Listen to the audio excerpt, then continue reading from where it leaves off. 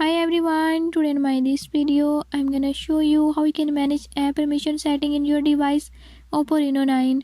In this device, if you want to know which apps have access to personal information, access to messages and so on, by this method I'll show you the right way.